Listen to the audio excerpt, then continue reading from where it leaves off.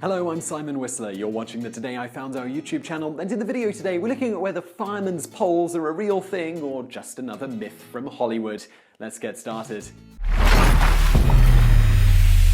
Firemen's poles, sometimes simply referred to as fire poles, are a staple of fictional firefighting and ghostbusting. Though these devices have helped save real-world firefighters valuable seconds over the decades, they're now in a strange state of flux and nobody really knows if they're going to be phased out or not. It's reported that prior to the invention of the fire pole in 1878, most fire stations simply contained a set of stairs that firefighters would have to descend whenever an alarm rang. At this time, stairs in fire stations were almost always of the spiral variety. Legend has it to stop curious horses from venturing upstairs and inevitably getting stuck. Of course, documented instances of this ever happening are seemingly non-existent as far as I can find, and the supposed problem could have easily been solved by simply tying up the horses or putting them in stalls, among other simple solutions. And let's face it, you just don't let horses you might need at the ready at a moment's notice wander around as they please, so it may well be that the spiral staircases were common in fire stations at the time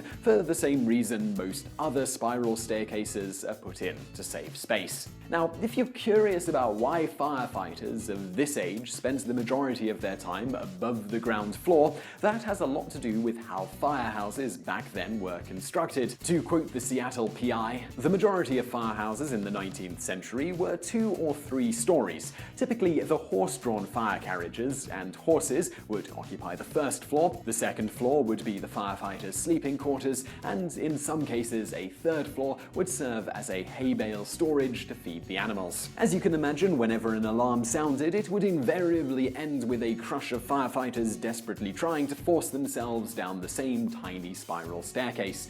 The story goes that this all changed when a Chicago firefighter called George Reed, working for Engine Company 21, heard an alarm on April 21, 1878, when he was in the hayloft. It's noted that when the alarm sounded, George was in no position to get to the first floor quickly, and happened to notice a hay-binding pole that had been stored in such a way that it led all the way back down to the loading area. Rather than rushing for the stairs, Reed's split-second decision attracted the attention of Captain David Kenyon, who, depending on which source you want to consult, was either with Reed in the hayloft when he did this, or was on the ground floor observing. Whether this is really how inspiration struck, or is just a nice story that has grown up over the years, what we do know for sure is that Captain David Kenyon, around this time, really did set about making a permanent pole from the top floor of the building to the bottom a real thing. After pitching the idea to his fire marshal, Kenyon was given permission to cut a hole in the floor to install a pole to see how it would go. Company 21 then purchased a large beam of hand-wearing Georgia pine and sanded it down until it was about 3 inches in diameter.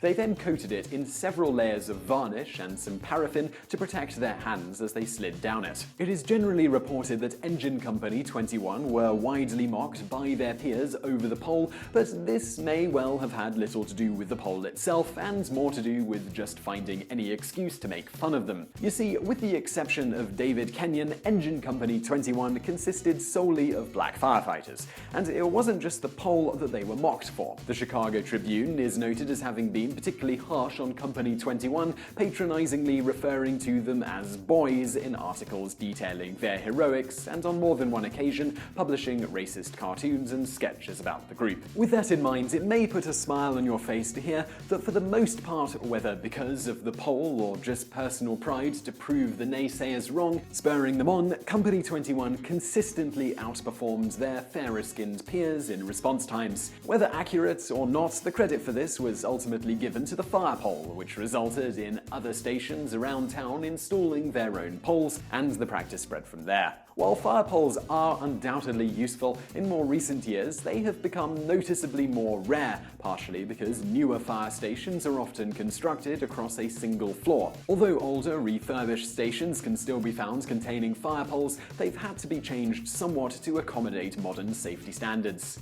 Along with being being updated to feature shock absorbers and cushioned bases to limit damage from a fall, some poles feature baskets to stop firefighters accidentally falling and breaking their necks, a very real concern. For instance, in 2013, a firefighter in Seattle, Washington, Mark Jones, accidentally fell down the pole hole when he woke up in the middle of the night and was blearily stumbling towards the bathroom. While he survived the 15-foot fall, he suffered brain damage, a fractured pelvis, broken ribs, and a fractured vertebrae. On top of this, one of his lungs was punctured and his very full bladder, which he had been getting up to relieve, ruptured.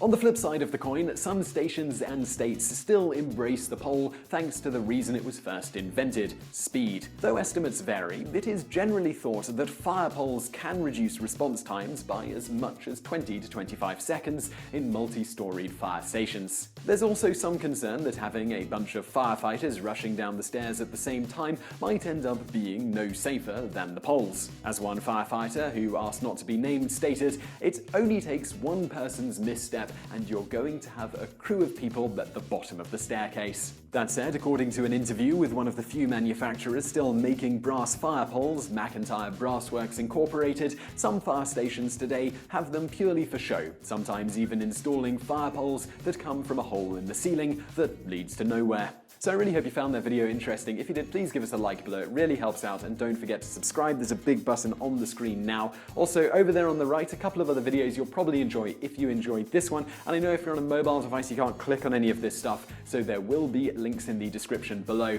And thank you for watching.